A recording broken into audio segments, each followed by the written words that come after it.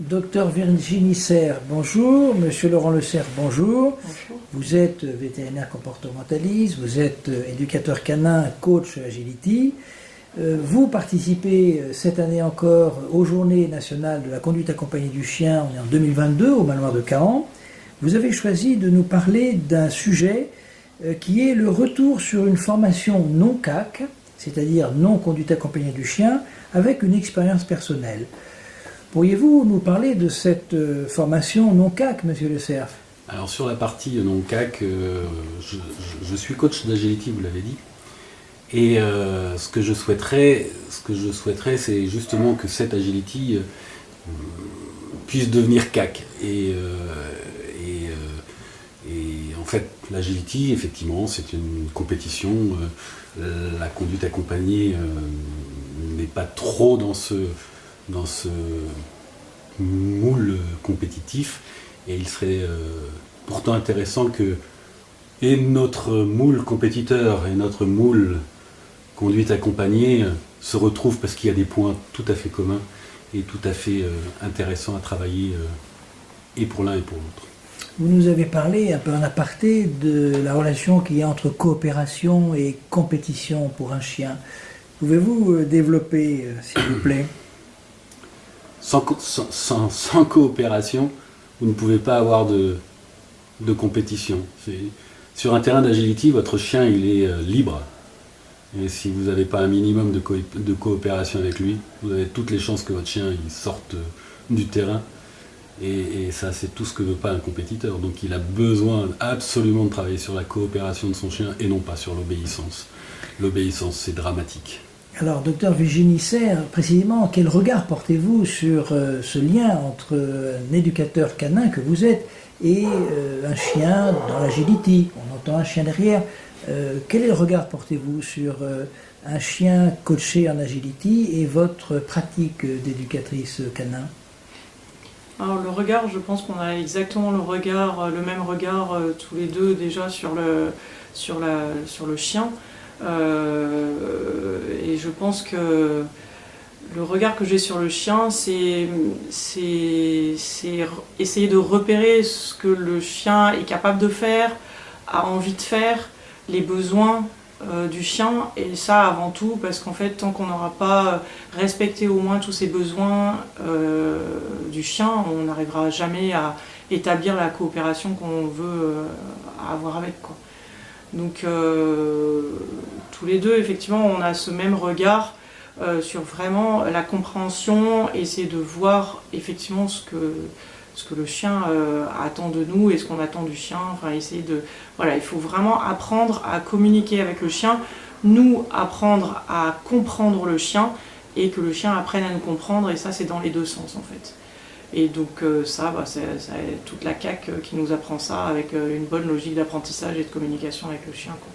Alors justement, vous qui pratiquez la CAC, et on a entendu M. Le Cerf espérer que la CAC arrive à l'agility, qu'est-ce que vous pourriez dire dans l'éducation d'un chien que la CAC apporterait à l'agility?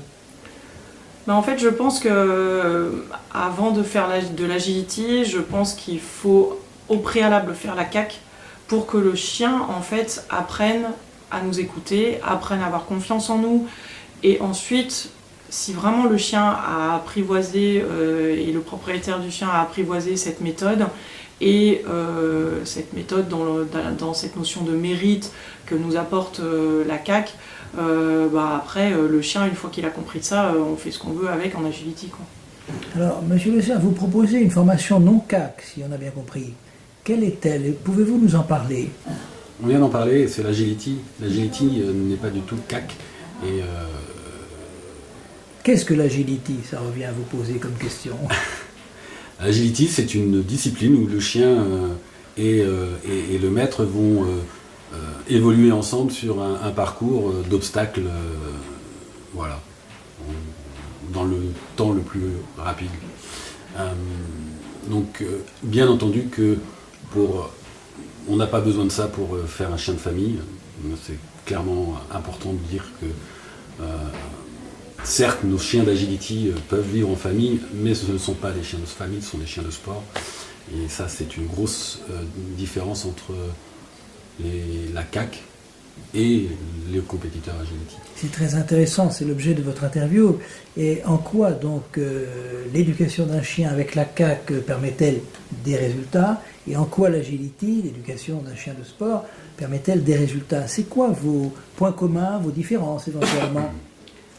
Comment vous éduquez un chien de famille? Comment vous éduquez un chien de compétition? Je pense qu'en fait, le principe est le même. La base, c'est apprendre au chien à nous écouter, apprendre cette notion de mérite, apprendre... après, l'agility, la compétition, c'est autre chose, quoi. Mais...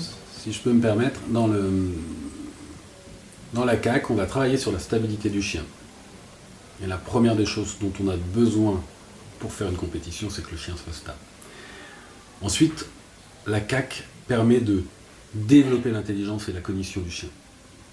Et on a besoin de cette intelligence, de cette capacité d'attention, cette capacité de prendre des initiatives, cette capacité de mémorisation en compétition.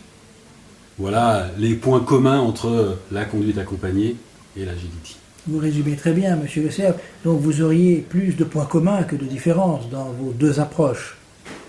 On a tout à fait le même regard. Virginie l'a très bien dit tout à l'heure. On a un regard, et d'ailleurs ça nous permet de travailler ensemble. Et depuis combien de temps travaillez-vous ensemble? Alors, ça fait 1 an maintenant qu'on travaille ensemble. Et quels sont les résultats que vous pourriez nous présenter? Je te laisse répondre parce que c'est toi qui as... Les résultats, en fait, c'est-à-dire que moi, en tant que vétérinaire, j'ai beaucoup plus de théorie que de pratique. Alors, bien sûr, la pratique, je l'ai au jour le jour. Voilà, ça s'améliore, mais... et j'ai aussi tout le côté médical, médicalisation possible du chien. Donc, en fait, on est vraiment complémentaires. Donc, moi, je m'occupe vraiment de tous les débuts de rendez-vous pour ensuite déléguer plus la pratique à Laurent, qui, pour moi... Laurent est a plus d'expérience que moi dans la pratique au jour le jour pour gérer les problèmes comportementaux. Et vous, Laurent, quelles seraient vos attentes par rapport aux vétérinaires? Virginie, c'est une scientifique, c'est une véto, et donc elle a une méthodologie et une rigueur que les gens qui ont étudié que les gens qui, comme moi, ont un niveau d'études peut-être un peu important, n'ont pas. Et une capacité de poser un diagnostic qui est très utile ensuite pour poser une stratégie éducative. Vous auriez un cas précis à nous présenter d'un chien que vous avez conjointement éduqué par la CAC, par l'agility, en le citant éventuellement, un cas concret d'un chien que vous soyez en train de construire. On va parler de Xena, qui est un malinois. Ce malinois se sauvait partout, était incapable de réagir. Voilà, c'était le maître en arrivait à, ou le propriétaire, pour être très très clair, le propriétaire n'arrivait plus à le promener, n'arrivait plus à le faire vivre dans la famille, et ça devenait une catastrophe, il était proche de l'abandon. Et en 5 séances, on a réussi à redonner la confiance du chien. Le chien s'est stabilisé dans sa caisse, et les gens ont repris des promenades avec le chien en confiance et sont super heureux. C'est la dernière des belles réussites qu'on a eues. Et pour terminer cet entretien que vous faites l'honneur de nous accorder, que pourriez-vous dire de la complémentarité mutuelle que l'un et l'autre s'apportent-ils ou tel dans votre vie de couple professionnel? Alors je sais pas si ça a si je réponds complètement à la question, mais il y a des rendez-vous qu'on est obligé de faire tous les deux. Alors pas parce que je suis vétérinaire pas pour ça, mais il y a des rendez-vous. Il y a un rendez-vous régulièrement qu'on nous demande. C'est les gens qui ne savent pas quoi faire avec leur chien dans la réactivité qu'ils ont par rapport aux autres chiens dans la rue. Et en fait, comme on est deux et qu'on travaille ensemble, on a cette possibilité de leur proposer des promenades en fait avec leur chien. Et dans ce cas-là, en fait, moi je prends ou Laurent prend le chien du client et on utilise nos chiens qu'on amène avec nous pour voir justement faire comprendre aux clients que leur chien a peur enfin on essaye de dédramatiser en fait la situation et de leur apprendre à communiquer et à repérer les signaux de communication de leur chien par rapport à d'autres chiens. Et dans ce cas-là, en fait, on est obligé d'être deux parce que il faut qu'il y ait un chien que le client, enfin il faut qu'il y en ait un de nous qui tienne le chien et l'autre en fait a son propre chien. Et je pense que le fait d'être deux, c'est vraiment génial de pouvoir faire ça en fait. Et vous ? Ça permet d'avoir un regard, un deuxième regard sur le chien. Il y en a un qui va regarder plutôt le comportement du chien qu'il tient et l'autre va regarder l'ensemble de ce qui se passe. Ou les propriétaires.